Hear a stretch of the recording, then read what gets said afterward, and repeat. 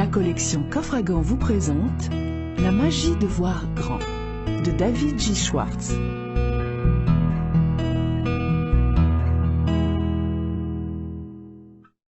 Pourquoi devriez-vous écouter ce CD sur la magie de voir grand?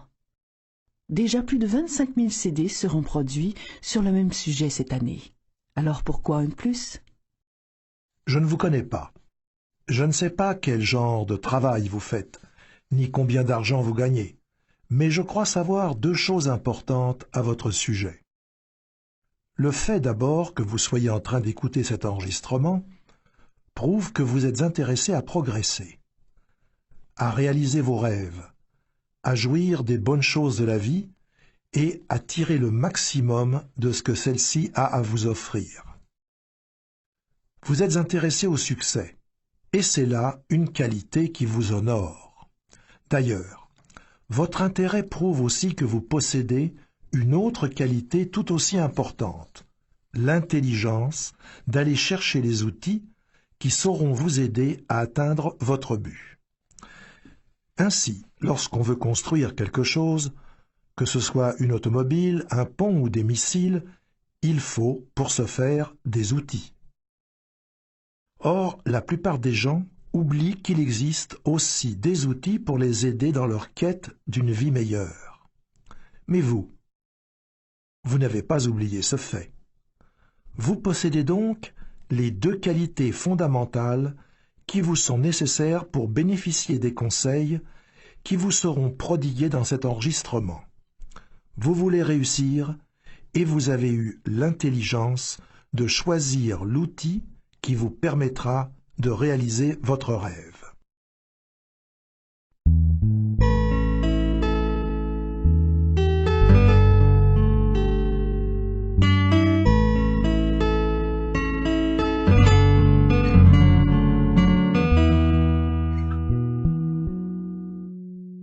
Voyez grand, et vous vivrez dans la prospérité. Vous aurez une vie heureuse, accomplie et prospère. Vous aurez aussi beaucoup d'amis. Le succès signifie la prospérité personnelle, une belle maison, des vacances, des voyages, de nouvelles acquisitions et la sécurité financière. Le succès vous permet d'offrir un maximum d'avantages à vos enfants.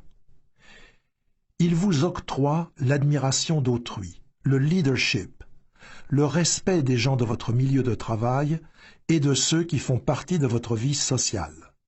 Le succès signifie aussi la liberté. C'est être libéré des soucis, de la peur, des frustrations et de l'échec. Plus important encore, le succès assure à celui qui en est couronné le respect de soi. Il permet d'atteindre à un bonheur authentique et à une plus grande satisfaction dans la vie, du fait que nous pouvons en faire plus pour ceux qui comptent sur nous.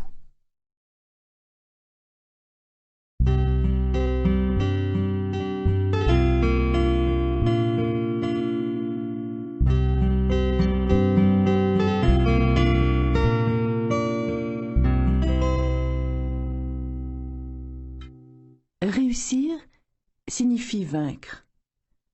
Le succès ou la réalisation de soi, voilà le but de la vie sur cette terre. Tout être humain veut connaître le succès, admettons-le d'emblée. Chacun de nous veut retirer le maximum de ce que la vie a à nous offrir. Il ne m'a jamais été donné de rencontrer qui que ce soit qui fût heureux de patauger dans la fange de la médiocrité. De fait, personne n'aime sentir qu'il appartient à une classe inférieure et qu'il soit forcé d'y rester.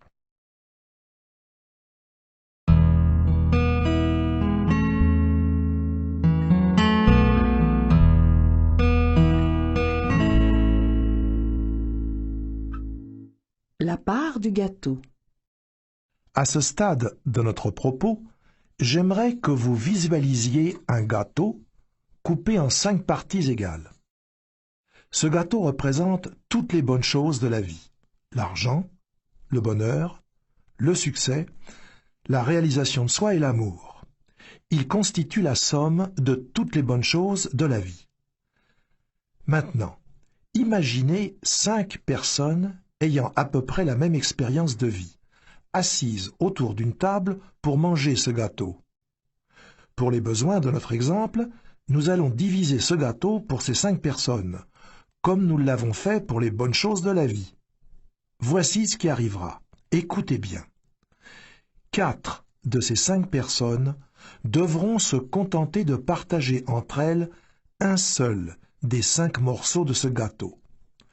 La 5e personne, qui représente la personne sur 5 qui réussit, aura 4 morceaux à elle seule. Vous vous rendez compte? 4 morceaux de ce qui constitue toutes les bonnes choses de la vie reviennent à une seule personne, alors qu'un seul morceau doit être divisé en 4 pour les 4 autres personnes. Cela constitue une loi, une des lois les plus étonnantes qui gouvernent notre société. Je l'appelle la loi des 80/20.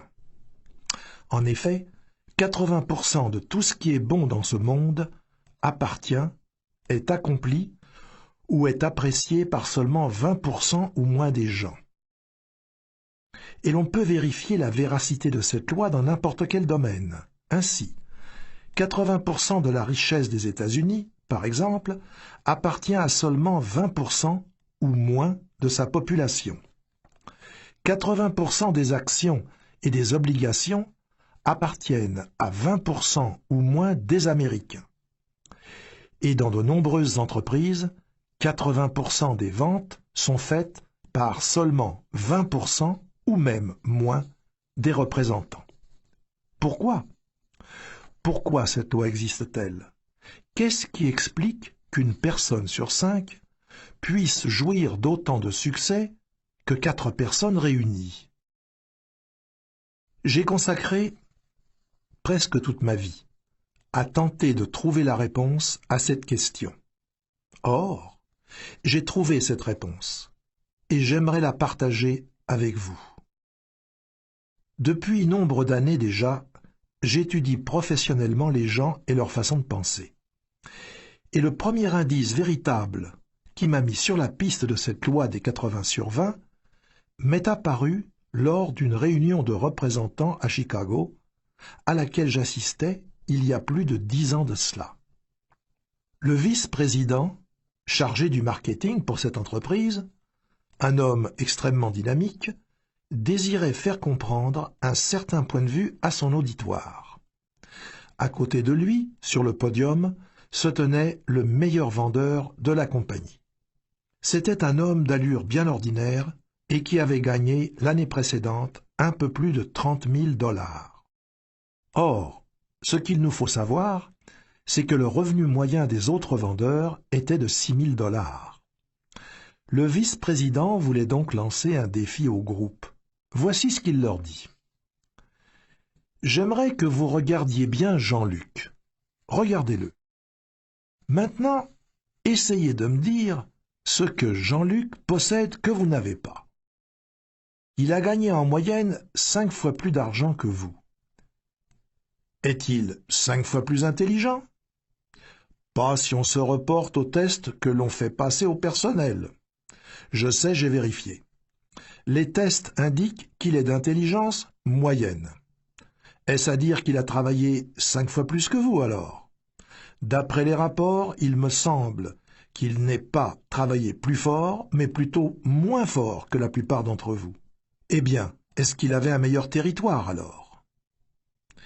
Et une fois de plus, le vice-président leur dit que non. Les rapports démontraient que les territoires avaient tous le même potentiel. Jean-Luc était-il plus instruit ou alors jouissait-il d'une meilleure santé que ses collègues? Eh bien non. Jean-Luc était un gars comme les autres. La différence, expliqua le vice-président, la différence entre Jean-Luc et vous, c'est qu'il voit 5 fois plus grand que vous. Et le vice-président poursuivit son allocution en tentant de démontrer que le succès n'est pas déterminé par notre quotient intellectuel, mais plutôt par l'ampleur de nos pensées. Voilà qui constituait un concept des plus intrigants et qui me fit beaucoup réfléchir. De fait, plus j'observais les gens, plus je leur parlais, plus je cherchais à connaître ce qui constituait la base même du succès, et plus la réponse me paraissait évidente. Chaque cas que j'observais me prouvait que la grosseur du compte en banque, de même que le degré de bonheur et de satisfaction que connaît une personne, sont directement proportionnels à l'ampleur des pensées développées par cette personne. Il y a de la magie dans le fait de voir grand. Maintenant, vous me poserez peut-être la question, à savoir si le fait de voir grand permet d'accomplir tant de choses. Comment se fait-il que ce ne soit pas tout le monde qui pense de cette façon? Nombre de gens m'ont posé cette même question, et je crois avoir trouvé la réponse. Nous sommes tous, et parfois beaucoup plus que nous ne sommes prêts à l'admettre, le produit des pensées qui circulent dans notre environnement. Or, ces pensées s'avèrent souvent limitées, dépourvues qu'elles sont de quelque envergure que ce soit. Nous subissons constamment les influences de notre milieu qui tentent de nous écraser afin de nous garder sur une voie de garage. C'est ainsi qu'on nous dira qu'il y a trop de chefs et pas assez d'Indiens, qu'il n'y a donc plus de place pour d'autres chefs et que l'on devrait dès lors se contenter d'être un Indien. Mais c'est là une fausse croyance qui ne reflète en rien la réalité. En effet, si vous posez la question à divers leaders de votre communauté, et ce, à quelque échelon que ce soit, ils vous répondront la même chose qu'à moi. Le problème, c'est qu'il y a trop d'Indiens et pas suffisamment de chefs. Et la mauvaise influence de notre environnement ne s'arrête pas là. On essaye à tort de nous faire croire que ce qui doit advenir adviendra, que le contrôle de notre destinée nous échappe, que le sort en est jeté. On nous enjoint donc d'oublier nos rêves, d'oublier la meilleure école pour nos enfants, de renoncer aux bonnes choses de la vie. Résignez-vous, nous dit-on. Renoncez et laissez-vous emporter par le vent. Qui d'entre nous n'a pas entendu cet argument fallacieux qui veut que le succès ne vaut pas le prix qu'il nous faut payer pour l'atteindre? Comme si la réussite exigeait que vous vendiez votre âme, votre vie familiale, votre conscience et vos valeurs afin d'atteindre le sommet. En vérité, le succès n'a pas de prix. Chaque pas que nous faisons en avant nous rapportant automatiquement des dividendes. Notre milieu tente aussi de nous laisser croire qu'il y a trop de compétition pour les places de choix dans la vie. Mais est-ce bien vrai? Un de mes amis qui est conseiller d'orientation professionnelle me dit qu'il reçoit 200 fois plus de postulants pour un emploi qui paye 5 000 $ par année que pour un emploi qui en paye 25 000. C'est dire qu'il y a au moins 50 fois plus de concurrence pour un emploi de second ordre qu'il n'y en a pour un emploi de première classe. Or, il faut nous engager dans l'avenue de première classe. Voilà le chemin qu'il nous faut suivre, car d'innombrables postes n'attendent que d'être remplis par des gens comme vous, qui n'ont pas peur de voir grand. Voyez si vous pouvez envisager la question sous un autre angle, en imaginant que votre esprit est une usine de fabrication de pensées. C'est une usine très active, qui produit d'innombrables pensées en une seule journée. 2 hommes supervisent la production de vos pensées, l'un que nous nommerons Monsieur Triomphe et l'autre que nous appellerons Monsieur Défaite. Monsieur Triomphe s'occupe de la fabrication de pensées positives et se spécialise donc dans la production des raisons qui vous permettent de croire que vous êtes capable, qualifié et que vous réussirez. Monsieur Défaite, pour sa part, produit des pensées négatives. Il est passé maître dans l'art de vous énumérer toutes les raisons pour lesquelles vous échouerez. Or, ce qu'il vous faut savoir, c'est que Monsieur Triomphe et Monsieur Défaite sont tous deux très obéissants. Ils se mettent au garde à vous immédiatement, dès lors que vous leur en donnez l'ordre. Vous n'avez en effet qu'à faire un signe à l'un ou l'autre de ces aides de camp, car ils sont à vos ordres mentalement. Si votre signal est positif, Monsieur Triomphe s'avancera et se mettra au travail. Et il en ira de même de Monsieur Défaite, qui se mettra à l'œuvre en fonction du signal négatif que vous lui aurez envoyé. Afin de vous aider à bien saisir l'importance des rôles que jouent ces deux aides de camp, je vous demanderai de bien vouloir vous prêter à l'exercice qui suit, en vous disant qu'aujourd'hui, rien ne marchera. À ce signal, Monsieur Défaite entrera immédiatement en action et se mettra alors à fabriquer des faits qui viendront infailliblement appuyer vos raisons de penser ainsi. Il vous suggérera qu'il fait trop chaud ou trop froid, ou que ça ne va pas bien au travail, que le volume des ventes est à la baisse, que les personnes de votre entourage auront les nerfs à fleur de peau, que vous tomberez malade, que votre conjoint ou conjointe sera de mauvaise humeur, etc. Et sachez que Monsieur Défaite est très efficace. En quelques minutes seulement, il aura en effet réussi à vous convaincre que vous connaîtrez une mauvaise journée. Et ce, sans même vous en apercevoir, la journée aura tourné au pire.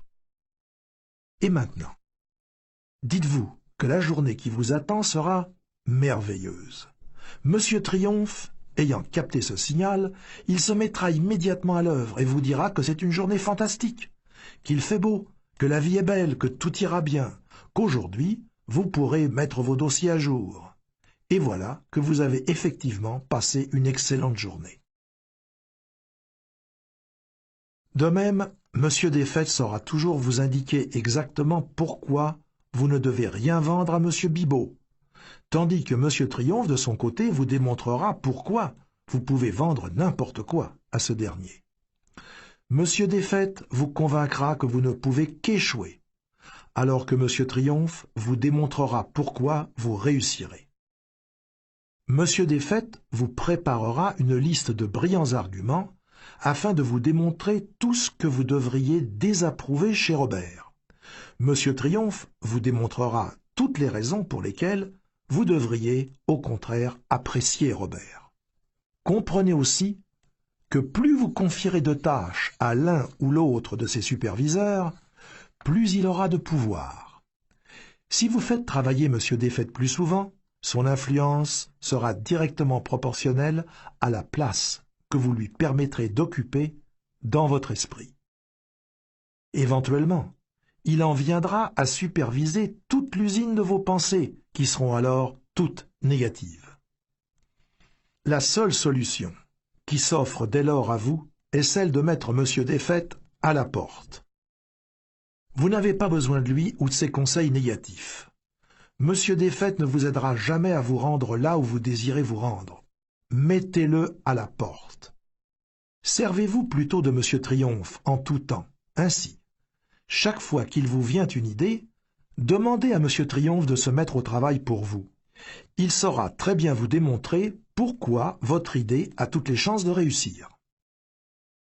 Ceci dit, si vous vous donnez la peine d'examiner attentivement la nature humaine, vous verrez que les gens qui ne réussissent pas dans la vie souffrent d'une maladie qui déforme leurs pensées, maladie que nous appellerons ici l'excusite.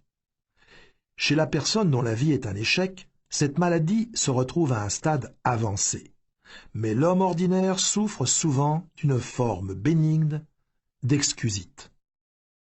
L'excusite explique la différence qui existe entre la personne qui réalise des choses dans sa vie et celle qui a peine à se tenir à flot. En effet, plus une personne réussit dans la vie, moins elle est portée à se chercher des excuses. La personne qui ne va nulle part et qui ne projette même pas de faire quoi que ce soit, cette personne traîne toujours avec elle un sac rempli d'excuses. Les personnes qui n'ont que de piètres réalisations à leur actif ont toujours des raisons pour expliquer pourquoi elles n'ont pu faire ceci ou cela, pourquoi elles ne peuvent pas, ne veulent pas, ne font pas ce qu'elles devraient faire. Mais voyons maintenant les biographes de personnes couronnées de succès. À la lumière de ces écrits, force nous est de conclure que ces personnes auraient facilement pu user des mêmes excuses dont se servent les gens médiocres. Mais tel n'est pas le cas. De fait, il ne m'a jamais été donné de rencontrer ou même d'entendre parler d'un homme d'affaires réputé, d'un officier militaire, d'un vendeur, d'un professionnel, ou même d'un leader dans quelque domaine que ce soit, qui fut capable de se trouver une ou plusieurs excuses pour se disculper de sa tâche à accomplir. Roosevelt aurait pu se servir de l'excuse qu'il ne pouvait pas marcher pour ne rien accomplir. Il aurait très bien pu se dire « Comment pourrais-je être président des États-Unis alors que je ne peux même pas marcher ?» Quant au président Truman, il aurait pu s'excuser en disant « Je n'ai jamais fait d'études universitaires, je ne peux pas être président. » Monsieur Eisenhower, pour sa part, aurait pu dire « Vous savez, j'ai le cœur malade, et je ne suis, après tout, qu'un vieux soldat. Comment saurais-je diriger un pays ?» John Kennedy aurait pu dire « Je suis trop jeune pour devenir président. » Monsieur Johnson aussi aurait pu se trouver toutes sortes de raisons pour lesquelles il n'aurait pu être président. Ce qu'il importe de retenir de tout cela, c'est que ces hommes ne se sont jamais demandé pourquoi ils ne pouvaient pas réussir. Ils décidèrent plutôt de se concentrer sur les raisons pour lesquelles ils pouvaient réussir. Sachez que l'excusite s'aggrave si elle n'est pas soignée. La victime de cette maladie mentale entretient des pensées dont le processus se déroule comme suit. Elle se dit d'abord « Je ne réussis pas aussi bien que je le devrais. Quelle excuse pourrais-je bien invoquer afin de sauver la face? Voyons voir. Peut-être pourrais-je jeter le blâme sur le fait que ma santé laisse à désirer, ou que je ne suis pas assez instruit, que je suis trop vieux, trop jeune, trop malchanceux, ou encore que j'ai des problèmes personnels, ou des problèmes avec mon conjoint, ma conjointe. Ou peut-être est-ce à cause de la façon dont j'ai été éduqué. Et dès lors que la victime de cette maladie de l'échec se trouve une bonne excuse, elle n'en démord plus et se sert alors de cette excuse pour expliquer à qui veut bien l'entendre, et ce, tant à elle-même qu'à autrui, son absence de progrès. Or, chaque fois que notre victime invoque cette excuse, cette dernière s'enlise de plus en plus profondément dans son subconscient, en raison même de ce que les pensées, qu'elles soient positives ou négatives, se renforcent lorsqu'elles sont alimentées par une répétition constante. C'est une loi. Bien sûr, au début, cette personne sait très bien que son alibi n'est ni plus ni moins qu'un mensonge, mais plus elle le répète, plus elle se convainc que c'est la vérité et que son alibi constitue la véritable raison de son absence de succès. La première étape de votre programme personnel d'édification du succès consiste donc à vous faire vacciner contre l'excusite, cette maladie de l'échec. L'excusite revêt plusieurs formes, mais le type le plus fréquent est probablement celui de la personne qui invoque son manque d'intelligence. L'excusite d'intelligence qui fait croire à ceux qui en sont affligés qu'ils n'ont pas de cervelle est très commune. En fait, elle est à ce point fréquente qu'environ 95% des gens qui nous entourent en sont affligés, à un degré ou un autre. Et contrairement à la plupart des autres types d'excusites, cette forme particulière de la maladie fait souffrir ses victimes en silence. En effet, rares sont ceux qui oseront admettre publiquement qu'ils ne croient pas avoir l'intelligence requise pour réussir. Ils ont tout simplement le profond sentiment d'être tout à fait inintelligents. Maintenant, écoutez bien ce qui suit. La plupart d'entre nous commettons deux erreurs fondamentales en ce qui a trait à l'intelligence. D'une part, nous sous-estimons grandement les capacités de notre cerveau et surestimons d'autre part beaucoup trop les capacités du cerveau d'autrui. Or, ce qu'il vous faut savoir, c'est que ce n'est pas tant votre degré d'intelligence qui compte que l'utilisation que vous faites de celle-ci. En d'autres termes, votre façon de penser est beaucoup plus importante que la capacité de votre cerveau. Je tiens à répéter cette affirmation car elle est d'une importance capitale. votre façon de penser est plus importante que votre degré d'intelligence, quel que soit ce dernier.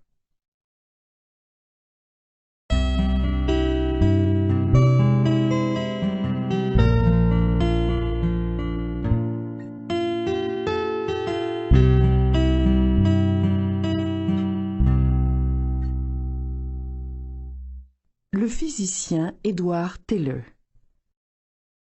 On interrogeait un jour le docteur Edward Teller, l'un des plus grands physiciens connus, sur la nécessité d'une formation scientifique chez les enfants.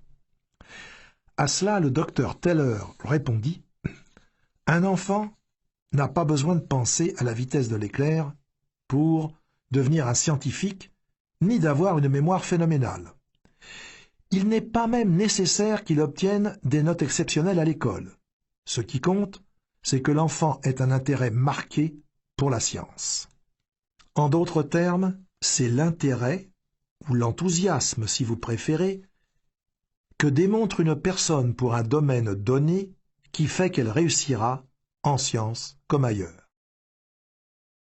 Lorsqu'une personne a une attitude positive, optimiste et coopérante, même si son quotient intellectuel n'est que de 100, elle peut se faire plus d'argent et se mériter plus de respect et de succès que la personne dont le quotient intellectuel est de 120, mais qui se montre négative, pessimiste et peu coopérante.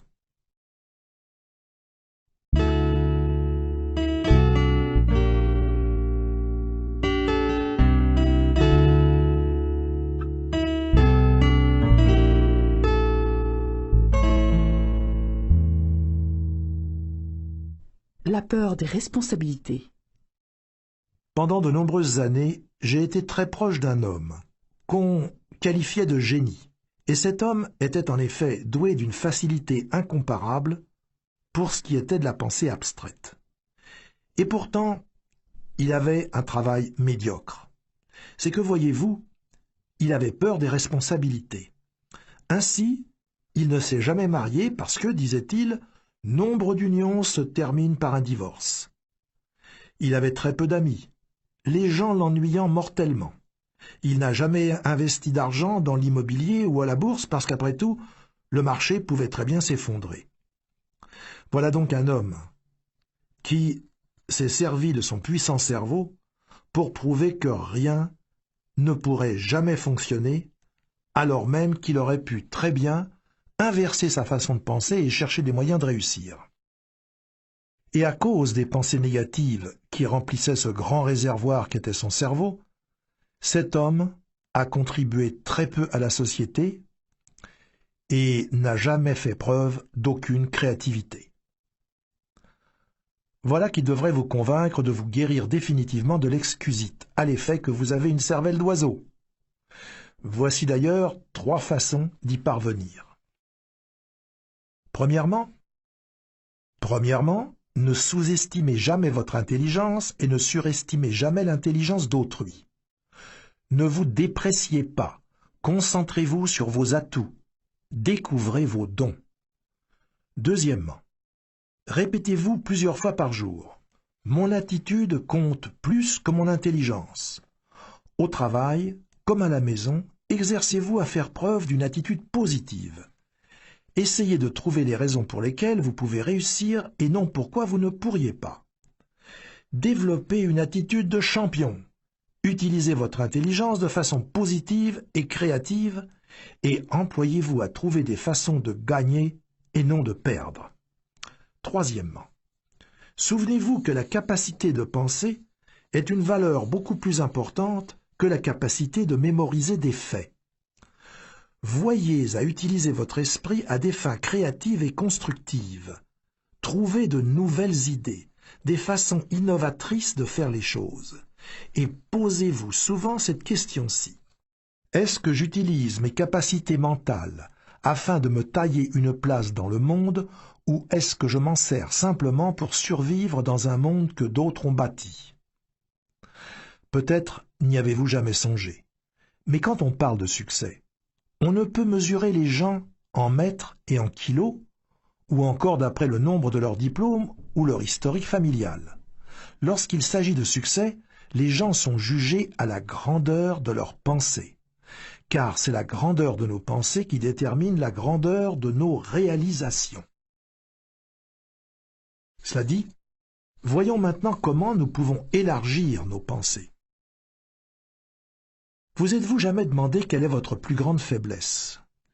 Eh bien, je suis d'avis pour ma part que la plus grande faiblesse humaine relève de la dépréciation de soi. On peut reconnaître les gens qui se dénigrent à plusieurs symptômes. La personne, par exemple, qui voit une offre d'emploi dans le journal et qui se dit que c'est exactement là ce qu'elle aimerait faire, mais qui pense en même temps « Bof, à quoi bon essayer ? Je suis incapable de faire un tel travail. » Il y a aussi le jeune homme s'intéressant beaucoup à une certaine jeune fille, mais qui n'ose même pas lui téléphoner parce qu'il ne croit pas être à la hauteur.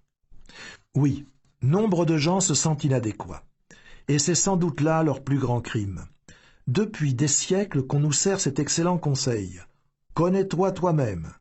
Et pourtant il semble que la plupart des gens interprètent ce conseil comme s'il signifiait « Ne connais que les aspects négatifs de ta personne ». Souvent, lorsqu'on s'évalue, on ne fait que dresser une liste tout à fait imaginaire de ses défauts et de ses faiblesses. Quelle perte de temps! C'est bien de reconnaître ainsi nos faiblesses, surtout lorsque celles-ci nous permettent de voir que nous pouvons nous améliorer. Mais si nous ne reconnaissons que nos mauvais côtés, nous faisons fausse route, car nous sous-estimons notre valeur. Mais voici un exercice qui saura vous aider à mesurer votre véritable valeur. Je l'ai utilisé lors de programmes de formation de cadres exécutifs et de représentants à travers tout le pays. Je sais qu'il donne des résultats. Premièrement, vous devez déterminer vos 5 points forts. Invitez quelques amis objectifs à vous aider. Peut-être votre conjoint ou conjointe ou votre supérieur, un professeur ou une personne intelligente qui saura vous donner une opinion honnête. Certains des atouts qu'on mentionne le plus souvent sont l'instruction, l'expérience, les connaissances techniques, l'apparence, une vie familiale bien équilibrée, l'attitude, la personnalité, l'esprit d'initiative, etc. Deuxièmement, inscrivez sous chacune de ces qualités les noms de 3 personnes que vous connaissez qui ont réussi dans la vie, mais qui ne possèdent pas cette qualité particulière à un degré aussi prononcé que le vôtre. Lorsque vous aurez terminé cet exercice, vous vous rendrez compte que vous surpassez, au moins dans une catégorie, bien des gens qui ont réussi, et qu'il n'est donc qu'une seule conclusion honnête à laquelle vous puissiez arriver, vous êtes meilleur que vous ne le croyez. Alors, pourquoi ne pas commencer à voir aussi grand que vous l'êtes? Pensez aussi grand que vous l'êtes vraiment. Surtout, ne vous dépréciez jamais.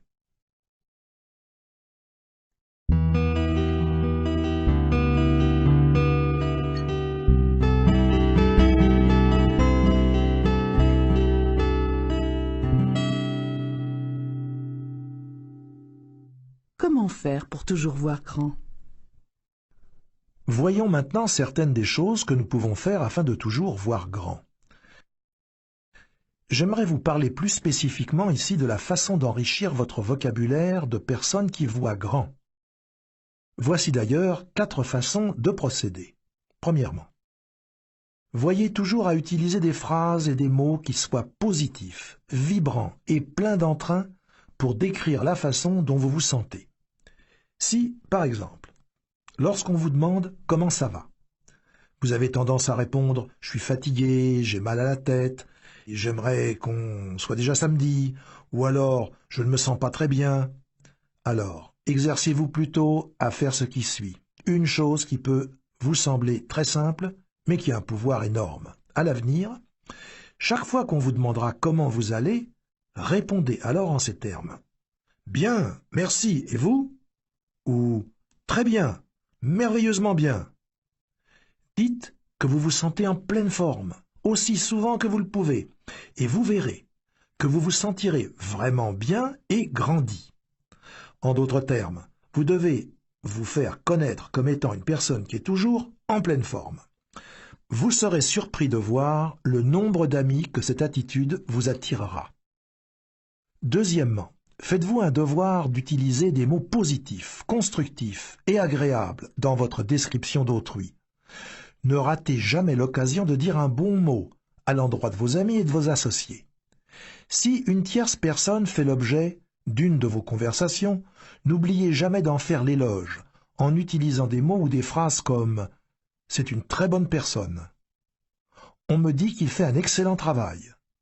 Gardez-vous de tenir des propos mesquins et dégradants qui ne feraient que rabaisser l'autre, car la personne concernée finit toujours par savoir ce qu'on raconte à son sujet et cela peut se retourner contre vous. Troisièmement, que vos propos soient toujours positifs afin d'encourager les autres. Complimentez-les chaque fois que vous le pouvez, car tous ceux que vous connaissez aiment les éloges. Ayez un mot gentil pour votre conjoint ou votre conjointe tous les jours. Complimentez aussi vos collègues. Sachez qu'un compliment sincère constitue un véritable outil de succès. Usez-en avec largesse, encore et encore. Complimentez les gens sur leur apparence, leur travail, leur réalisation et leur famille. Rappelez-vous que la plupart des gens souffrent d'un ego sous-alimenté. Voyez à satisfaire leur appétit en ce sens. Quatrièmement, utilisez aussi des mots positifs pour décrire vos projets. Lorsqu'on dit à quelqu'un « J'ai de bonnes nouvelles », c'est l'occasion que nous attendions. Son esprit s'éveille. Mais si on lui dit « Que nous le voulions ou non, nous avons un travail à faire », alors son esprit imagine quelque chose d'ennuyeux, de fastidieux, et il réagit en conséquence. Promettez-lui une victoire et voyez ses yeux briller. Promettez-lui la victoire et gagnez-vous son appui. Soyez un bâtisseur et non un fossoyeur. La plupart des gens aimeraient bien pouvoir parler en public. Or, c'est là un désir qu'ils ne réalisent jamais car ils font en général de bien piètres orateurs. Et la raison en est fort simple. La plupart se concentrent sur un insignifiant détail technique de l'art oratoire alors qu'ils devraient de toute évidence se préoccuper des choses importantes. De fait, lorsqu'ils se préparent à prononcer une allocution, la plupart des gens se donnent une foule d'instructions mentales du genre « Je dois me tenir bien droit. Je ne dois pas trop bouger ou gesticuler. Le public ne doit pas voir que je me sers de mes notes et je dois faire attention à ne pas faire de fautes de grammaire. Je dois m'assurer que ma cravate est bien nouée. Je dois parler fort, mais pas trop, et ainsi de suite. » Et que croyez-vous qu'il se passe lorsque le conférencier se lève pour prendre la parole? Il a une peur bleue, parce qu'il a une longue liste de choses à ne pas faire. Et il est tout confus, occupé qu'il est à se demander s'il ne vient pas de commettre une quelconque erreur. Bref, il échoue lamentablement parce qu'il met trop d'emphase sur de menus détails sans importance et oublie de se concentrer sur ce qui fait qu'un orateur est vraiment bon, c'est-à-dire savoir de quoi on parle et brûler du désir de communiquer son savoir à autrui. Le réel défi d'un orateur n'est pas de se tenir droit ou d'éviter de faire des fautes de grammaire, mais plutôt d'ancrer dans l'esprit du public les points importants qu'il veut faire passer. Tous les conférenciers renommés ont un point en commun. Ils ont quelque chose d'important à dire et l'ardent désir de le communiquer aux autres. Et maintenant, voyons ensemble une qualité qui vous est essentielle dans votre cheminement vers un succès toujours grandissant. La confiance en soi.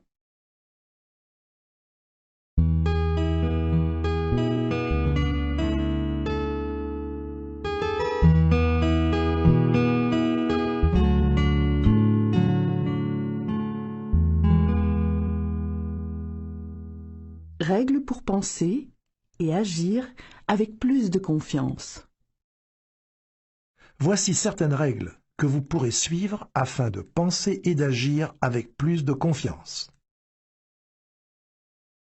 Les psychologues nous disent qu'il nous faut toujours agir en fonction de la façon dont nous voulons nous sentir. La première règle à suivre, donc, est celle-ci. Asseyez-vous toujours dans les premiers rangs. Avez-vous jamais remarqué, lors de réunions à l'église, à l'école ou ailleurs, à quelle vitesse les places du fond se remplissent? En effet, la plupart des gens se précipitent à l'arrière dès leur arrivée, dans l'espoir de passer inaperçus. Et s'ils ont peur de se faire remarquer, c'est qu'ils n'ont pas assez confiance en eux. Or, s'asseoir à l'avant donne justement confiance. Alors, pourquoi ne mettriez-vous pas cette règle en pratique? Faites-vous un point d'honneur désormais de vous asseoir toujours aussi près de l'avant que vous le pourrez. Certes, vous attirerez les regards, mais rappelez-vous que le succès n'a rien de modeste. Deuxième règle. Exercez-vous à établir un contact visuel avec autrui.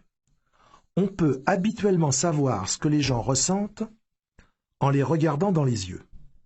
C'est bien instinctivement que nous nous posons des questions lorsqu'une personne ne nous regarde pas droit dans les yeux. Essaye-t-il de me cacher quelque chose? De quoi a-t-il peur? Me réserve-t-il un coup bas? Habituellement, lorsque quelqu'un évite votre regard, cela signifie « Je me sens bien petit à côté de vous. Je me sens inférieur à vous. J'ai peur de vous. » Cela peut aussi vouloir dire « Je me sens coupable. J'ai fait quelque chose ou j'ai pensé quelque chose que je veux vous cacher. J'ai peur qu'en vous regardant droit dans les yeux, vous ne deviniez le fond de ma pensée. » Lorsqu'on fuit le regard de son interlocuteur, on avoue sa crainte et son manque de confiance. Combattez cette peur en faisant l'effort de braver le regard de l'autre. Lorsqu'on regarde quelqu'un dans les yeux, cela signifie « Je suis honnête et sans reproche. Je crois en ce que je dis. Je n'ai pas peur et je suis confiant. » Alors, faites travailler vos yeux pour vous. Visez le regard des autres. Non seulement aurez-vous plus de confiance en vous, mais vous gagnerez la confiance d'autrui. Troisième règle. Accélérez le pas. Eh bien oui, marchez plus vite. Il y a bien longtemps, lorsque j'étais tout jeune, j'allais souvent à la fête du comté avec ma mère. Les emplettes terminées, nous retournions à la voiture et ma mère me proposait souvent « David, pourquoi ne nous assoirions-nous pas un moment pour regarder passer les gens ?» Ma mère savait vraiment inventer des jeux les plus intéressants. Elle me disait alors « Tu vois celui-là? Qu'est-ce qui peut bien le troubler, à ton avis? Ou « Que crois-tu que va faire cette femme? » Ou « Regarde cette personne, elle a l'air complètement perdue. » Eh bien, regarder les gens aller et venir devint pour moi un jeu très amusant. C'était beaucoup moins dispendieux que d'aller au cinéma, et c'est la raison pour laquelle ma mère avait inventé ce jeu d'ailleurs, beaucoup plus éducatif. Encore aujourd'hui, je me prends souvent à regarder passer les gens, que ce soit dans les corridors, les salles, sur les trottoirs, je regarde encore et toujours déambuler les gens. De fait, j'ai étudié le comportement humain à partir de la façon dont se déplacent les gens. Les psychologues associent une mauvaise posture et une démarche engourdie aux attitudes malsaines qu'une personne a vis-à-vis d'elle-même, de son travail et de son entourage. Mais les psychologues nous disent aussi que nous pouvons changer nos attitudes en changeant notre posture et la vitesse de nos mouvements. Observez, et vous découvrirez que toute action physique résulte d'une action mentale. La personne résignée et déprimée se déplace toujours de façon léthargique. Voilà une personne qui n'a aucune confiance en elle-même. La personne ordinaire, pour sa part, a une démarche des plus ordinaires qui nous révèle en fait qu'elle est très peu fière d'elle-même. Enfin, il y a ceux qui, manifestement, ont une extraordinaire confiance en eux-mêmes. Leur démarche est plus rapide que celle de la moyenne des gens, et leur foulée précise et élastique nous porte à penser que ces personnes se rendent en un lieu important pour brasser d'importantes affaires et qu'elles reviendront tout au plus dans un quart d'heure après un succès retentissant. Pourquoi ne pas essayer vous-même cette technique et accélérer le pas? Rejetez les épaules en arrière, levez le menton et allez de l'avant d'un pas un peu plus rapide. Sentez-vous confiant. Voici maintenant la quatrième règle. Et elle est très importante. Exercez-vous à exprimer votre opinion. Ayant eu le loisir de travailler avec plusieurs groupes, grands et petits, il m'a été donné d'observer bien des gens très perspicaces et doués d'une grande intelligence, qui, tout à coup, figeaient sur place, incapables de participer à la discussion en cours. Non pas parce qu'ils ne le voulaient pas, c'est tout simplement qu'ils manquaient de confiance. Du fait, celui qui ne parle jamais lors de réunions croit que son opinion n'est pas assez importante et qu'il aura l'air d'un imbécile s'il ouvre la bouche. Il se dit qu'il fait bien de se taire, car les autres en savent probablement beaucoup plus long que lui, de toute façon, et qu'il vaut beaucoup mieux qu'on ne se rende pas compte de son ignorance. Or, chaque fois que cette personne se convainc de garder le silence, elle se sent encore plus incompétente, plus inférieure. Oh, elle se promet bien de prendre la parole la prochaine fois, mais elle sait bien qu'elle ne tiendra pas sa promesse. En ce qui vous concerne, rappelez-vous ceci. Chaque fois que vous décidez de ne rien dire, vous empoisonnez votre confiance à petite dose. Vous perdez de plus en plus confiance en vous-même. Par contre, plus vous prenez souvent la parole, plus vous ajoutez à votre confiance. 5e règle. Souriez. Nous avons tous lu ou entendu l'idée à l'effet qu'un sourire est excellent pour le moral. De fait, le sourire constitue le remède par excellence contre le manque de confiance. Et pourtant, nombreux sont ceux qui n'y croient pas, en raison même de ce qu'ils n'aient jamais tenté de sourire alors qu'ils avaient peur. En ce qui vous concerne, je vous demanderai de bien vouloir faire le petit test qui suit. La prochaine fois que vous vous verrez envahi d'un sentiment de peur, essayez de sourire en même temps. Je peux vous dire tout de suite ce qui en résultera. Vous serez incapable de faire les deux à la fois, parce que le sourire vous donnera automatiquement confiance en vous-même. Un grand sourire combat la peur, éloigne les soucis et vainc l'accablement. En résumé donc, c'est en projetant d'abord une image de grande assurance en vous-même que vous arriverez à vraiment avoir confiance en vous, et vous y parviendrez en pratiquant quotidiennement les 5 règles que nous venons d'énoncer. Premièrement, asseyez-vous toujours dans les tout premiers rangs. Deuxièmement, n'ayez pas peur de regarder les gens droit dans les yeux. Troisièmement, accélérez le pas. Quatrièmement, exprimez votre opinion. Et cinquièmement, souriez. Maintenant, essayons de résumer et de voir comment vous pouvez bénéficier de la magie de voir grand dans les situations cruciales de votre vie. Lorsque vous avez à affronter des difficultés, il est fort possible que vous voyiez alors moins loin et moins grand. Or, si tel est le cas, vous êtes automatiquement perdant. Voici donc quelques lignes directrices que vous voudrez peut-être inscrire sur une petite fiche que vous consulterez régulièrement. D'abord, lorsque des gens à l'esprit mesquin tentent de vous abaisser, voyez grand. Soyez certain qu'il y a des gens qui aimeraient vous voir perdre, vivre de mauvaises expériences ou être réprimandés. Mais sachez que de telles personnes ne pourront jamais vous atteindre si vous gardez à l'esprit les 3 principes qui suivent et agissez en conséquence. Premièrement, vous gagnez dès lors que vous refusez de vous battre contre des personnes bornées. Se battre contre des gens mesquins, c'est s'abaisser à leur niveau. Premièrement donc, voyez grand. Deuxièmement, attendez-vous à ce qu'on parsème votre route d'embûches, car c'est là une preuve que vous progressez. Et troisièmement, souvenez-vous que ceux qui vous tendent des embûches souffrent de troubles psychologiques. Alors, faites preuve de grandeur d'âme et ayez pitié d'eux. Lorsque ce sentiment de ne pas posséder ce qu'il faut pour réussir dans la vie reviendra vous hanter, voyez grand. Rappelez-vous que si vous croyez faible, vous l'êtes. Si vous ne croyez pas avoir ce qu'il faut, vous ne l'avez pas. Si vous croyez que vous êtes inférieur, eh bien vous l'êtes. Premièrement donc, débarrassez-vous de cette tendance à vous déprécier. Donnez-vous l'air important. Cela vous aidera à entretenir des pensées importantes. Et rappelez-vous que votre apparence extérieure influe beaucoup sur ce que vous ressentez intérieurement. Deuxièmement, concentrez-vous sur vos points forts. Voyez si vous ne pourriez pas créer une espèce de réclame publicitaire à votre sujet, qui vous permettrait en quelque sorte de vous vendre à vous-même et vous convaincrait de votre propre valeur. Et rechargez vos batteries mentales en reconnaissant vos bons côtés et en ignorant complètement vos côtés négatifs. Troisièmement, voyez les autres tels qu'ils sont. L'autre aussi n'est qu'un être humain, alors pourquoi en avoir peur? Voyez assez grand pour vous apprécier à votre juste valeur. Et lorsqu'une discussion ou une dispute semble inévitable, une fois de plus, voyez grand. Essayez de ne pas succomber à la tentation de vous disputer. Voici comment. Demandez-vous d'abord honnêtement si cela vaut vraiment la peine que vous vous emportiez. Ensuite, rappelez-vous que vous ne retirerez jamais rien de bon d'une dispute. Bien au contraire, vous y perdrez toujours quelque chose.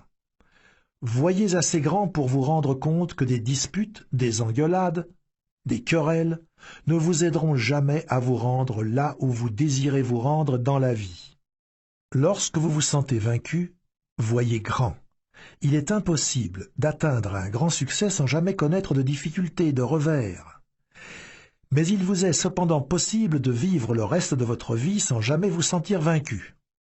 En effet, les gens qui voient grand considèrent les revers de la vie comme autant d'expériences enrichissantes. Tirez une leçon de chaque revers que vous essuierez. Apprenez bien cette leçon et servez-vous-en pour aller de l'avant. Il y a toujours un aspect positif à retenir de quelque situation que ce soit. Il vous faut aussi apprendre à conjuguer persistance et expérience. Lorsque les choses semblent vouloir prendre une mauvaise tournure, prenez du recul et recommencez à neuf en utilisant cette fois une autre méthode, une approche différente. Voyez assez grand pour comprendre que la défaite n'est qu'un état d'esprit et rien de plus. Même lorsque vos amours vont de travers, voyez grand. Le négativisme et la mesquinerie tuent l'amour. Avec des remarques comme « Mon conjoint, ma conjointe est injuste envers moi » ou encore « Il, elle ne se conduit pas correctement avec moi et je vais lui rendre la pareille », vous détruisez l'affection qu'on pourrait vous donner. Et s'il vous arrivait jamais de vous aliéner l'affection de votre conjoint ou de votre conjointe, deux solutions s'offrent à vous. Premièrement, concentrez-vous sur les plus grandes qualités de la personne dont vous voulez vous faire aimer et remettez ces petits travers à leur juste place. Deuxièmement, faites quelque chose de spécial pour votre partenaire et faites-le souvent.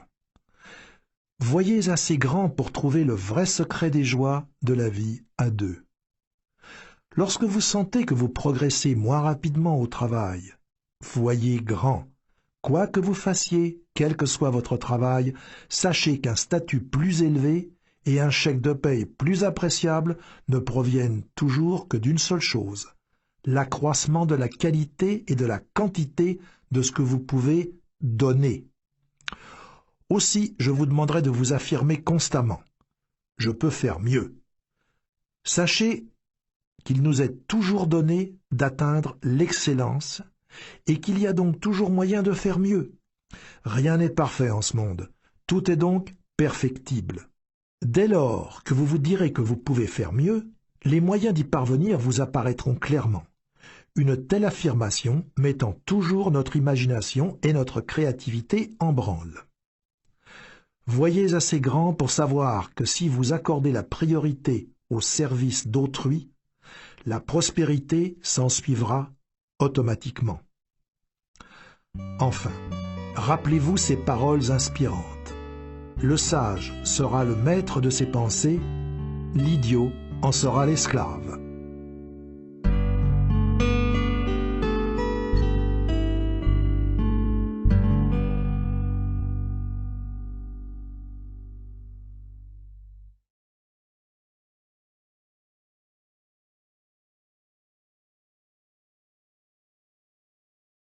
$1000.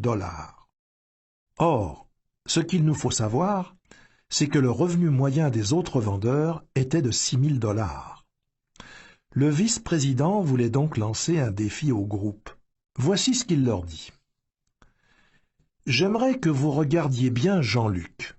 Regardez-le. Maintenant, essayez de me dire ce que Jean-Luc possède que vous n'avez pas. Il a gagné en moyenne 5 fois plus d'argent que vous. Est-il 5 fois plus intelligent? Pas si on se reporte au test que l'on fait passer au personnel. Je sais, j'ai vérifié. Les tests indiquent qu'il est d'intelligence moyenne. Est-ce à dire qu'il a travaillé 5 fois plus que vous alors? D'après les rapports, il me semble qu'il n'ait pas travaillé plus fort, mais plutôt moins fort que la plupart d'entre vous. Eh bien, est-ce qu'il avait un meilleur territoire alors? Et une fois de plus, le vice-président leur dit que non.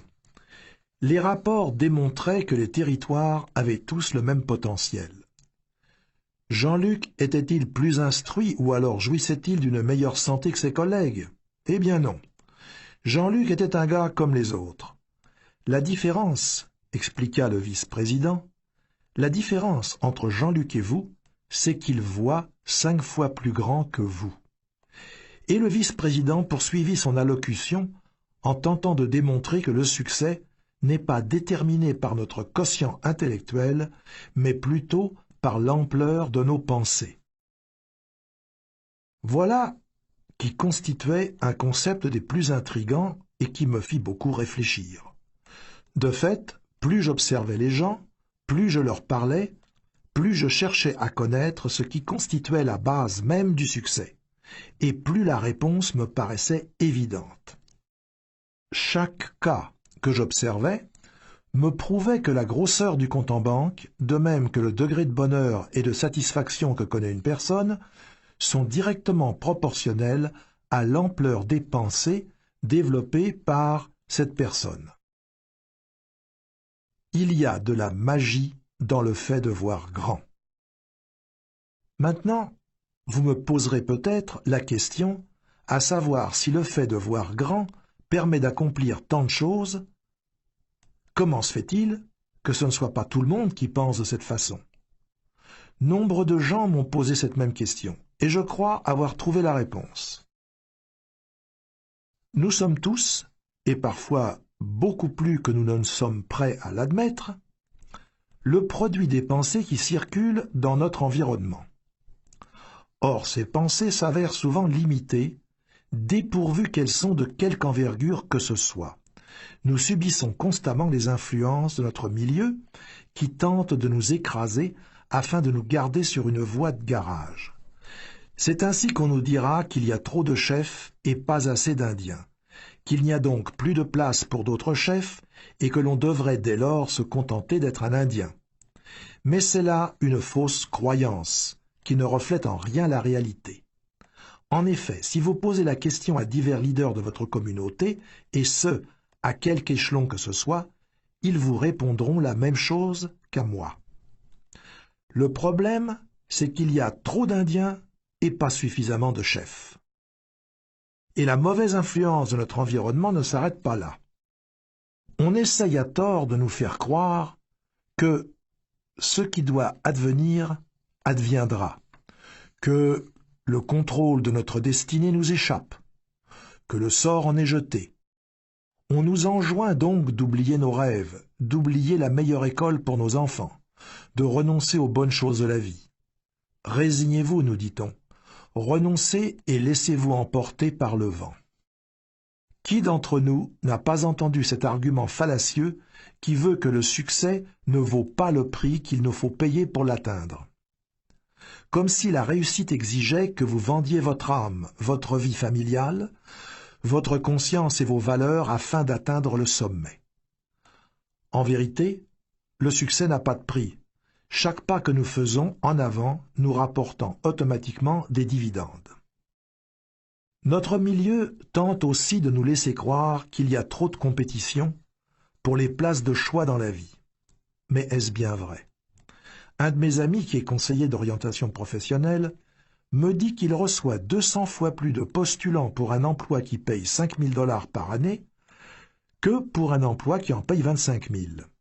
C'est dire qu'il y a au moins 50 fois plus de concurrence pour un emploi de second ordre qu'il n'y en a pour un emploi de première classe. Or, il faut nous engager dans l'avenue de première classe. Voilà le chemin qu'il nous faut suivre, car d'innombrables postes n'attendent que d'être remplis par des gens comme vous, qui n'ont pas peur de voir grand. Voyez si vous pouvez envisager la question sous un autre angle, en imaginant que votre esprit est une usine de fabrication de pensée. C'est une usine très active, qui produit d'innombrables pensées en une seule journée. Deux hommes supervisent la production de vos pensées. L'un que nous nommerons Monsieur Triomphe et l'autre que nous appellerons Monsieur Défaite. Monsieur Triomphe s'occupe de la fabrication de pensées positives et se spécialise donc dans la production des raisons qui vous permettent de croire que vous êtes capable, qualifié et que vous réussirez. Monsieur Défaite, pour sa part, produit des pensées négatives. Il est passé maître dans l'art de vous énumérer toutes les raisons pour lesquelles vous échouerez. Or, ce qu'il vous faut savoir, c'est que Monsieur Triomphe et Monsieur Défaite sont tous deux très obéissants.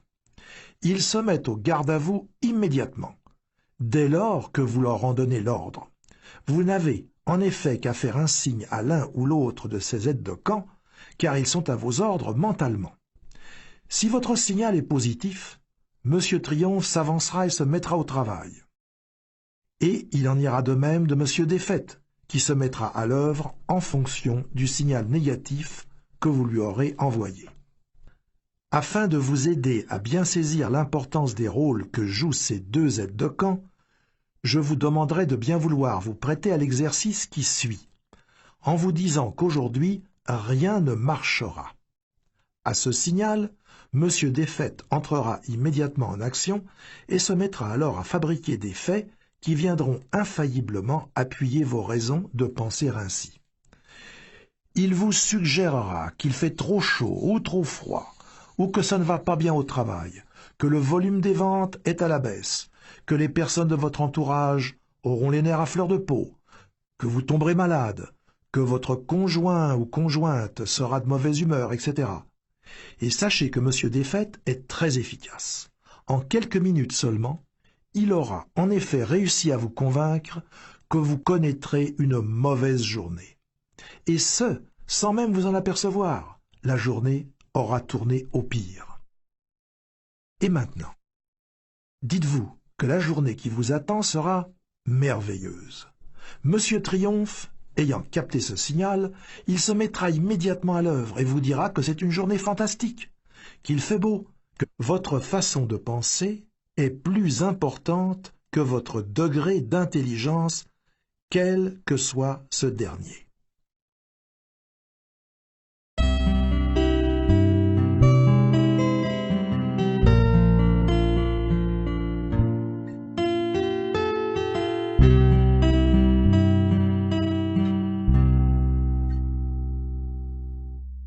Le physicien Edward Teller.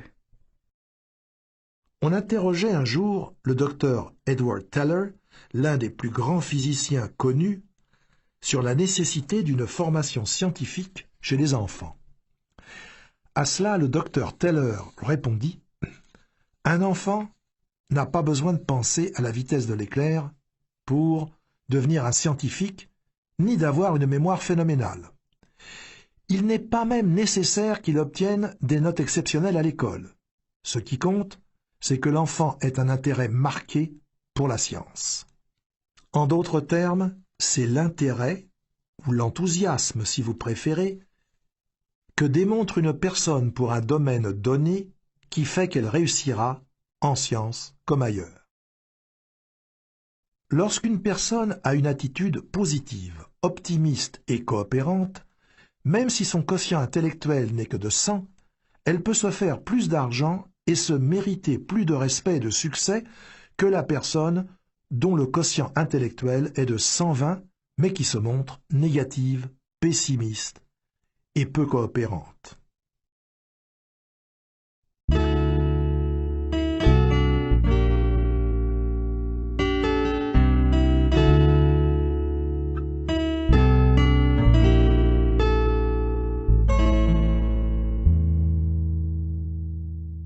La peur des responsabilités. Pendant de nombreuses années, j'ai été très proche d'un homme qu'on qualifiait de génie. Et cet homme était en effet doué d'une facilité incomparable pour ce qui était de la pensée abstraite. Et pourtant, il avait un travail médiocre. C'est que, voyez-vous, il avait peur des responsabilités. Ainsi, il ne s'est jamais marié parce que, disait-il, nombre d'unions se terminent par un divorce. Il avait très peu d'amis, les gens l'ennuyant mortellement. Il n'a jamais investi d'argent dans l'immobilier ou à la bourse parce qu'après tout, le marché pouvait très bien s'effondrer. Voilà donc un homme qui s'est servi de son puissant cerveau pour prouver que rien ne pourrait jamais fonctionner, alors même qu'il aurait pu très bien inverser sa façon de penser et chercher des moyens de réussir.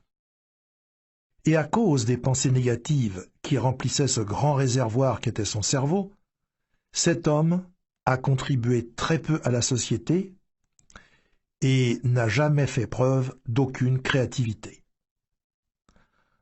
Voilà qui devrait vous convaincre de vous guérir définitivement de l'excusite, à l'effet que vous avez une cervelle d'oiseau. Voici d'ailleurs 3 façons d'y parvenir. Premièrement, ne sous-estimez jamais votre intelligence et ne surestimez jamais l'intelligence d'autrui. Ne vous dépréciez pas, concentrez-vous sur vos atouts, découvrez vos dons. Deuxièmement, répétez-vous plusieurs fois par jour. Mon attitude compte plus que mon intelligence. Au travail, comme à la maison, exercez-vous à faire preuve d'une attitude positive. Essayez de trouver les raisons pour lesquelles vous pouvez réussir et non pourquoi vous ne pourriez pas. Développez une attitude de champion. Utilisez votre intelligence de façon positive et créative et employez-vous à trouver des façons de gagner et non de perdre. Troisièmement, souvenez-vous que la capacité de penser est une valeur beaucoup plus importante que la capacité de mémoriser des faits. Voyez à utiliser votre esprit à des fins créatives et constructives. Trouvez de nouvelles idées, des façons innovatrices de faire les choses. Et posez-vous souvent cette question-ci. Est-ce que j'utilise mes capacités mentales afin de me tailler une place dans le monde ou est-ce que je m'en sers simplement pour survivre dans un monde que d'autres ont bâti? Peut-être n'y avez-vous jamais songé. Mais quand on parle de succès, on ne peut mesurer les gens en mètres et en kilos, ou encore d'après le nombre de leurs diplômes ou leur historique familial.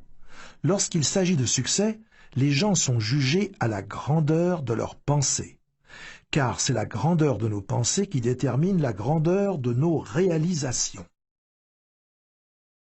Cela dit, voyons maintenant comment nous pouvons élargir nos pensées. Vous êtes-vous jamais demandé quelle est votre plus grande faiblesse? Eh bien, je suis d'avis pour ma part que la plus grande faiblesse humaine relève de la dépréciation de soi. On peut reconnaître les gens qui se dénigrent à plusieurs symptômes. La personne, par exemple, qui voit une offre d'emploi dans le journal et qui se dit que c'est exactement là ce qu'elle aimerait faire, mais qui pense en même temps « Bof, à quoi bon essayer?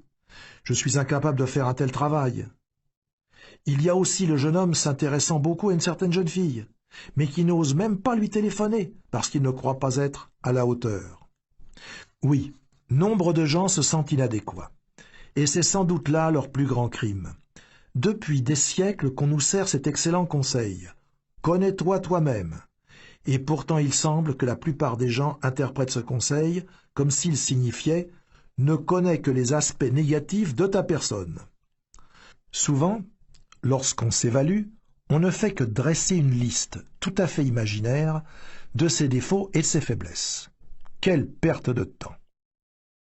C'est bien de reconnaître ainsi nos faiblesses, surtout lorsque celles-ci nous permettent de voir que nous pouvons nous améliorer. Mais si nous ne reconnaissons que nos mauvais côtés, nous faisons fausse route, car nous sous-estimons notre valeur. Mais voici un exercice qui saura vous aider à mesurer votre véritable valeur. Je l'ai utilisé lors de programmes de formation de cadres exécutifs et de représentants à travers tout le pays. Je sais qu'il donne des résultats. Premièrement, vous devez déterminer vos 5 points forts. Invitez quelques amis objectifs à vous aider. Peut-être votre conjoint ou conjointe ou votre supérieur, un professeur ou une personne intelligente qui saura vous donner une opinion honnête. Certains des atouts qu'on mentionne le plus souvent sont l'instruction, l'expérience, les connaissances techniques, l'apparence, une vie familiale bien équilibrée, l'attitude, la personnalité, l'esprit d'initiative, etc. Deuxièmement, inscrivez sous chacune de ces qualités les noms de 3 personnes que vous connaissez qui ont réussi dans la vie, mais qui ne possèdent pas cette qualité particulière à un degré aussi prononcé que le vôtre. Lorsque vous aurez terminé cet exercice, vous vous rendrez compte que vous surpassez, au moins dans une catégorie, bien des gens qui ont réussi, et qu'il n'est donc qu'une seule conclusion honnête à laquelle vous puissiez arriver: vous êtes meilleur que vous ne le croyez. Alors, pourquoi ne pas commencer à voir aussi grand que vous l'êtes? Pensez aussi grand que vous l'êtes vraiment. Surtout, ne vous dites que la vie est belle, que tout ira bien, qu'aujourd'hui, vous pourrez mettre vos dossiers à jour. Et voilà que vous avez effectivement passé une excellente journée. De même, M. Desfaites saura toujours vous indiquer exactement pourquoi vous ne devez rien vendre à M. Bibaud, tandis que M. Triomphe, de son côté, vous démontrera pourquoi vous pouvez vendre n'importe quoi à ce dernier. M. Desfaites vous convaincra que vous ne pouvez qu'échouer, alors que M. Triomphe vous démontrera pourquoi vous réussirez. M. Desfaites vous préparera une liste de brillants arguments afin de vous démontrer tout ce que vous devriez désapprouver chez Robert. M. Triomphe vous démontrera toutes les raisons pour lesquelles vous devriez, au contraire, apprécier Robert. Comprenez aussi que plus vous confierez de tâches à l'un ou l'autre de ses superviseurs, plus il aura de pouvoir. Si vous faites travailler M. Desfaites plus souvent, son influence sera directement proportionnelle à la place que vous lui permettrez d'occuper dans votre esprit. Éventuellement, il en viendra à superviser toute l'usine de vos pensées, qui seront alors toutes négatives. La seule solution qui s'offre dès lors à vous est celle de mettre M. Desfaites à la porte. Vous n'avez pas besoin de lui ou de ses conseils négatifs. M. Desfaites ne vous aidera jamais à vous rendre là où vous désirez vous rendre. Mettez-le à la porte. Servez-vous plutôt de M. Triomphe en tout temps. Ainsi, chaque fois qu'il vous vient une idée, demandez à M. Triomphe de se mettre au travail pour vous. Il saura très bien vous démontrer pourquoi votre idée a toutes les chances de réussir. Ceci dit, si vous vous donnez la peine d'examiner attentivement la nature humaine, vous verrez que les gens qui ne réussissent pas dans la vie souffrent d'une maladie qui déforme leurs pensées, maladie que nous appellerons ici l'excusite. Chez la personne dont la vie est un échec, cette maladie se retrouve à un stade avancé. Mais l'homme ordinaire souffre souvent d'une forme bénigne d'excusite. L'excusite explique la différence qui existe entre la personne qui réalise des choses dans sa vie et celle qui a peine à se tenir à flot. En effet, plus une personne réussit dans la vie, moins elle est portée à se chercher des excuses. La personne qui ne va nulle part et qui ne projette même pas de faire quoi que ce soit, cette personne traîne toujours avec elle un sac rempli d'excuses. Les personnes qui n'ont que de piètres réalisations à leur actif ont toujours des raisons pour expliquer pourquoi elles n'ont pu faire ceci ou cela, pourquoi elles ne peuvent pas, ne veulent pas, ne font pas ce qu'elles devraient faire. Mais voyons maintenant les biographes de personnes couronnées de succès. À la lumière de ces écrits, force nous est de conclure que ces personnes auraient facilement pu user des mêmes excuses dont se servent les gens médiocres. Mais tel n'est pas le cas. De fait, il ne m'a jamais été donné de rencontrer ou même d'entendre parler d'un homme d'affaires réputé, d'un officier militaire, d'un vendeur, d'un professionnel, ou même d'un leader dans quelque domaine que ce soit, qui fut capable de se trouver une ou plusieurs excuses pour se disculper de sa tâche à accomplir. Roosevelt aurait pu se servir de l'excuse qu'il ne pouvait pas marcher pour ne rien accomplir. Il aurait très bien pu se dire « Comment pourrais-je être président des États-Unis alors que je ne peux même pas marcher ?» Quant au président Truman, il aurait pu s'excuser en disant « Je n'ai jamais fait d'études universitaires je ne peux pas être président. Monsieur Eisenhower, pour sa part, aurait pu dire « Vous savez, j'ai le cœur malade, et je ne suis, après tout, qu'un vieux soldat. Comment saurais-je diriger un pays ?» John Kennedy aurait pu dire « Je suis trop jeune pour devenir président. » Monsieur Johnson aussi aurait pu se trouver toutes sortes de raisons pour lesquelles il n'aurait pu être président. Ce qu'il importe de retenir de tout cela, c'est que ces hommes ne se sont jamais demandé pourquoi ils ne pouvaient pas réussir. Ils décidèrent plutôt de se concentrer sur les raisons pour lesquelles ils pouvaient réussir. Sachez que l'excusite s'aggrave si elle n'est pas soignée. La victime de cette maladie mentale entretient des pensées dont le processus se déroule comme suit.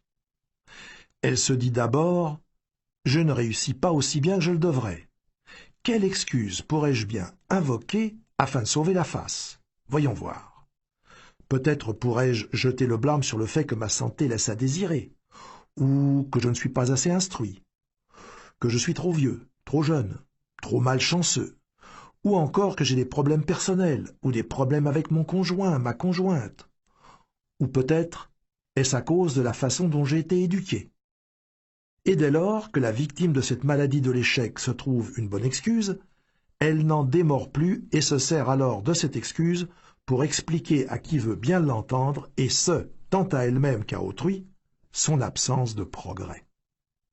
Or, chaque fois que notre victime invoque cette excuse, cette dernière s'enlise de plus en plus profondément dans son subconscient, en raison même de ce que les pensées, qu'elles soient positives ou négatives, se renforcent lorsqu'elles sont alimentées par une répétition constante. C'est une loi. Bien sûr, au début, cette personne sait très bien que son alibi n'est ni plus ni moins qu'un mensonge, mais plus elle le répète, plus elle se convainc que c'est la vérité et que son alibi constitue la véritable raison de son absence de succès. La première étape de votre programme personnel d'édification du succès consiste donc à vous faire vacciner contre l'excusite, cette maladie de l'échec. L'excusite revêt plusieurs formes, mais le type le plus fréquent est probablement celui de la personne qui invoque son manque d'intelligence. L'excusite d'intelligence qui fait croire à ceux qui en sont affligés qu'ils n'ont pas de cervelle est très commune. En fait, elle est à ce point fréquente qu'environ 95% des gens qui nous entourent en sont affligés, à un degré ou un autre. Et contrairement à la plupart des autres types d'excusites, cette forme particulière de la maladie fait souffrir ses victimes en silence. En effet, rares sont ceux qui oseront admettre publiquement qu'ils ne croient pas avoir l'intelligence requise pour réussir. Ils ont tout simplement le profond sentiment d'être tout à fait inintelligents. Maintenant, écoutez bien ce qui suit. La plupart d'entre nous commettons deux erreurs fondamentales en ce qui a trait à l'intelligence. D'une part, nous sous-estimons grandement les capacités de notre cerveau et surestimons d'autre part beaucoup trop les capacités du cerveau d'autrui. Or, ce qu'il vous faut savoir, c'est que ce n'est pas tant votre degré d'intelligence qui compte que l'utilisation que vous faites de celle-ci. En d'autres termes, votre façon de penser est beaucoup plus importante que la capacité de votre cerveau. Je tiens à répéter cette affirmation car elle est d'une importance capitale. Dépréciez jamais.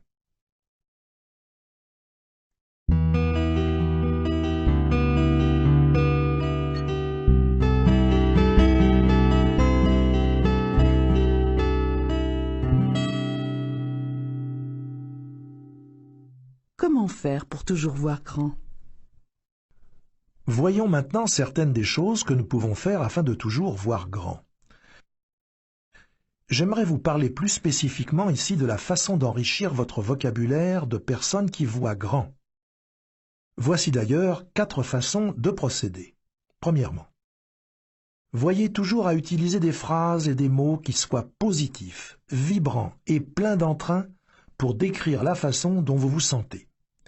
Si, par exemple, Lorsqu'on vous demande comment ça va, vous avez tendance à répondre « je suis fatigué, j'ai mal à la tête, j'aimerais qu'on soit déjà samedi » ou alors « je ne me sens pas très bien ». Alors, exercez-vous plutôt à faire ce qui suit. Une chose qui peut vous sembler très simple, mais qui a un pouvoir énorme. À l'avenir, chaque fois qu'on vous demandera comment vous allez, répondez alors en ces termes. « Bien, merci, et vous ?» ou « Très bien, merveilleusement bien ». Dites que vous vous sentez en pleine forme, aussi souvent que vous le pouvez, et vous verrez que vous vous sentirez vraiment bien et grandi. En d'autres termes, vous devez vous faire connaître comme étant une personne qui est toujours en pleine forme. Vous serez surpris de voir le nombre d'amis que cette attitude vous attirera. Deuxièmement, faites-vous un devoir d'utiliser des mots positifs, constructifs et agréables dans votre description d'autrui. Ne ratez jamais l'occasion de dire un bon mot à l'endroit de vos amis et de vos associés. Si une tierce personne fait l'objet d'une de vos conversations, n'oubliez jamais d'en faire l'éloge en utilisant des mots ou des phrases comme « c'est une très bonne personne »,« on me dit qu'il fait un excellent travail ». Gardez-vous de tenir des propos mesquins et dégradants qui ne feraient que rabaisser l'autre, car la personne concernée finit toujours par savoir ce qu'on raconte à son sujet et cela peut se retourner contre vous. Troisièmement, que vos propos soient toujours positifs afin d'encourager les autres. Complimentez-les chaque fois que vous le pouvez, car tous ceux que vous connaissez aiment les éloges. Ayez un mot gentil pour votre conjoint ou votre conjointe tous les jours. Complimentez aussi vos collègues. Sachez qu'un compliment sincère constitue un véritable outil de succès.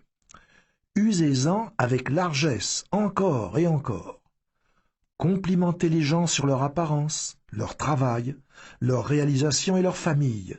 Rappelez-vous que la plupart des gens souffrent d'un ego sous-alimenté. Voyez à satisfaire leur appétit en ce sens. Quatrièmement, utilisez aussi des mots positifs pour décrire vos projets. Lorsqu'on dit à quelqu'un « j'ai de bonnes nouvelles », c'est l'occasion que nous attendions. Son esprit s'éveille. Mais si on lui dit « que nous le voulions ou non, nous avons un travail à faire », alors son esprit imagine quelque chose d'ennuyeux, de fastidieux, et il réagit en conséquence. Promettez-lui une victoire et voyez ses yeux briller. Promettez-lui la victoire et gagnez-vous son appui. Soyez un bâtisseur et non un fossoyeur. La plupart des gens aimeraient bien pouvoir parler en public. Or, c'est là un désir qu'ils ne réalisent jamais car ils font en général de bien piètres orateurs.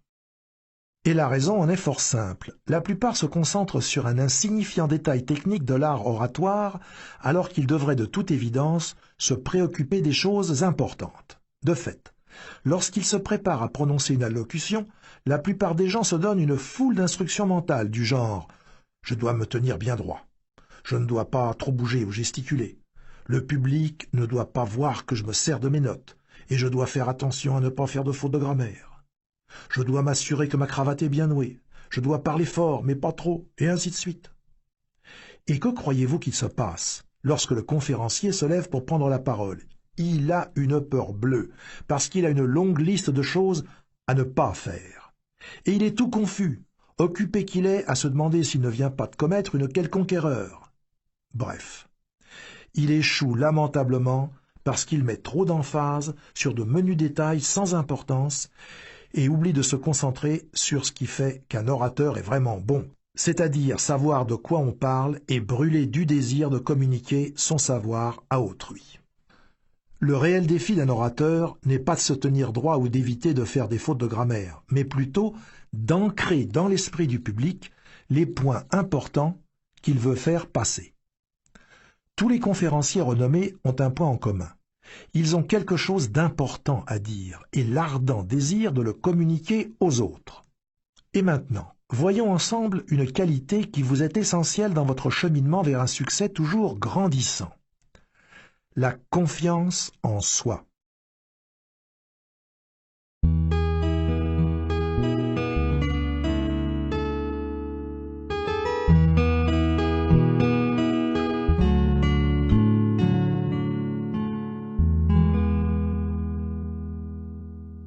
règles pour penser et agir avec plus de confiance.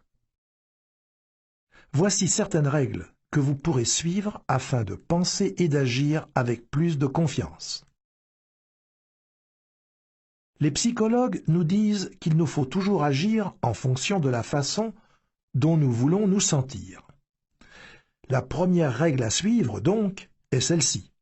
Asseyez-vous toujours dans les premiers rangs. Avez-vous jamais remarqué, lors de réunions à l'église, à l'école ou ailleurs, à quelle vitesse les places du fond se remplissent? En effet, la plupart des gens se précipitent à l'arrière dès leur arrivée, dans l'espoir de passer inaperçus. Et s'ils ont peur de se faire remarquer, c'est qu'ils n'ont pas assez confiance en eux. Or, s'asseoir à l'avant donne justement confiance. Alors, pourquoi ne mettriez-vous pas cette règle en pratique? Faites-vous un point d'honneur désormais de vous asseoir toujours aussi près de l'avant que vous le pourrez. Certes, vous attirerez les regards, mais rappelez-vous que le succès n'a rien de modeste. Deuxième règle. Exercez-vous à établir un contact visuel avec autrui. On peut habituellement savoir ce que les gens ressentent en les regardant dans les yeux. C'est bien instinctivement que nous nous posons des questions lorsqu'une personne ne nous regarde pas droit dans les yeux. Essaye-t-il de me cacher quelque chose? De quoi a-t-il peur? Me réserve-t-il un coup bas? Habituellement, lorsque quelqu'un évite votre regard, cela signifie « Je me sens bien petit à côté de vous. Je me sens inférieur à vous. J'ai peur de vous. » Cela peut aussi vouloir dire « Je me sens coupable. J'ai fait quelque chose ou j'ai pensé quelque chose que je veux vous cacher. J'ai peur qu'en vous regardant droit dans les yeux, vous ne deviniez le fond de ma pensée. » Lorsqu'on fuit le regard de son interlocuteur, on avoue sa crainte et son manque de confiance.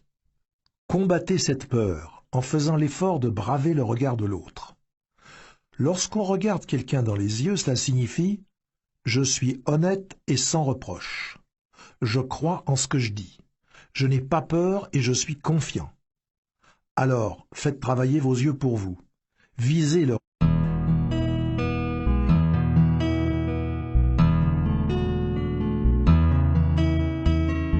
La collection Coffre à Gants vous présente La magie de voir grand de David J. Schwartz.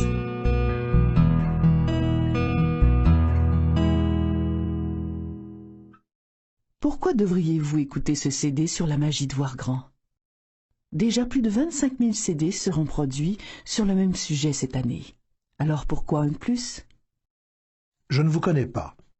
Je ne sais pas quel genre de travail vous faites, ni combien d'argent vous gagnez, mais je crois savoir deux choses importantes à votre sujet. Le fait d'abord que vous soyez en train d'écouter cet enregistrement prouve que vous êtes intéressé à progresser, à réaliser vos rêves, à jouir des bonnes choses de la vie et à tirer le maximum de ce que celle-ci a à vous offrir. Vous êtes intéressé au succès, et c'est là une qualité qui vous honore. D'ailleurs, votre intérêt prouve aussi que vous possédez une autre qualité tout aussi importante, l'intelligence d'aller chercher les outils qui sauront vous aider à atteindre votre but. Ainsi, lorsqu'on veut construire quelque chose, que ce soit une automobile, un pont ou des missiles, il faut, pour ce faire, des outils.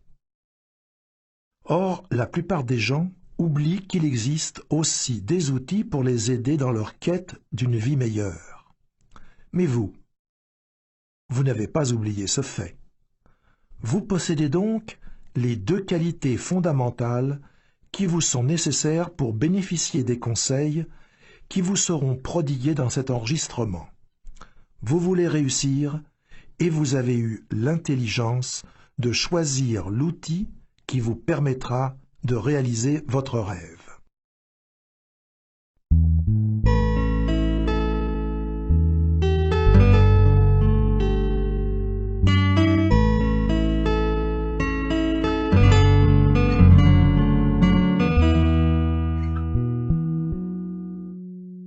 Voyez grand, et vous vivrez dans la prospérité. Vous aurez une vie heureuse, accomplie et prospère. Vous aurez aussi beaucoup d'amis. Le succès signifie la prospérité personnelle, une belle maison, des vacances, des voyages, de nouvelles acquisitions et la sécurité financière. Le succès vous permet d'offrir un maximum d'avantages à vos enfants. Il vous octroie l'admiration d'autrui, le leadership, le respect des gens de votre milieu de travail et de ceux qui font partie de votre vie sociale. Le succès signifie aussi la liberté. C'est être libéré des soucis, de la peur, des frustrations et de l'échec. Plus important encore, le succès assure à celui qui en est couronné le respect de soi. Il permet d'atteindre à un bonheur authentique et à une plus grande satisfaction dans la vie, du fait que nous pouvons en faire plus pour ceux qui comptent sur nous.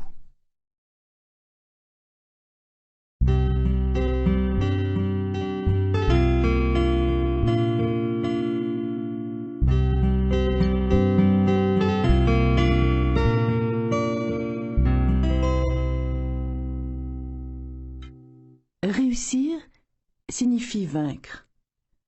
Le succès ou la réalisation de soi, voilà le but de la vie sur cette terre. Tout être humain veut connaître le succès, admettons-le d'emblée. Chacun de nous veut retirer le maximum de ce que la vie a à nous offrir. Il ne m'a jamais été donné de rencontrer qui que ce soit qui fût heureux de patauger dans la fange de la médiocrité. De fait, personne n'aime sentir qu'il appartient à une classe inférieure et qu'il soit forcé d'y rester.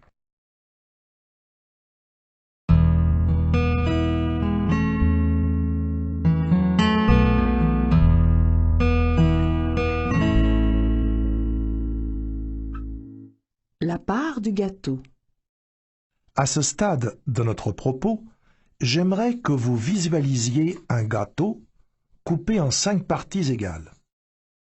Ce gâteau représente toutes les bonnes choses de la vie: l'argent, le bonheur, le succès, la réalisation de soi et l'amour. Il constitue la somme de toutes les bonnes choses de la vie. Maintenant, imaginez 5 personnes ayant à peu près la même expérience de vie, assises autour d'une table pour manger ce gâteau. Pour les besoins de notre exemple, nous allons diviser ce gâteau pour ces 5 personnes, comme nous l'avons fait pour les bonnes choses de la vie. Voici ce qui arrivera. Écoutez bien. 4 de ces 5 personnes devront se contenter de partager entre elles un seul des 5 morceaux de ce gâteau. La 5e personne, qui représente la personne sur 5 qui réussit, aura 4 morceaux à elle seule. Vous vous rendez compte? 4 morceaux de ce qui constitue toutes les bonnes choses de la vie reviennent à une seule personne, alors qu'un seul morceau doit être divisé en 4 pour les 4 autres personnes. Cela constitue une loi, une des lois les plus étonnantes qui gouverne notre société. Je l'appelle la loi des 80/20. En effet, 80% de tout ce qui est bon dans ce monde appartient, est accompli ou est apprécié par seulement 20% ou moins des gens. Et l'on peut vérifier la véracité de cette loi dans n'importe quel domaine. Ainsi, 80% de la richesse des États-Unis, par exemple, appartient à seulement 20% ou moins de sa population. 80% des actions et des obligations appartiennent à 20% ou moins des Américains. Et dans de nombreuses entreprises, 80% des ventes sont faites par seulement 20% ou même moins des représentants. Pourquoi? Pourquoi cette loi existe-t-elle? Qu'est-ce qui explique qu'une personne sur 5 puisse jouir d'autant de succès que 4 personnes réunies? J'ai consacré presque toute ma vie à tenter de trouver la réponse à cette question. Or, j'ai trouvé cette réponse et j'aimerais la partager avec vous. Depuis nombre d'années déjà, j'étudie professionnellement les gens et leur façon de penser. Et le premier indice véritable qui m'a mis sur la piste de cette loi des 80/20 m'est apparu lors d'une réunion de représentants à Chicago, à laquelle j'assistais il y a plus de 10 ans de cela. Le vice-président, chargé du marketing pour cette entreprise, un homme extrêmement dynamique, désirait faire comprendre un certain point de vue à son auditoire. À côté de lui, sur le podium, se tenait le meilleur vendeur de la compagnie. C'était un homme d'allure bien ordinaire et qui avait gagné l'année précédente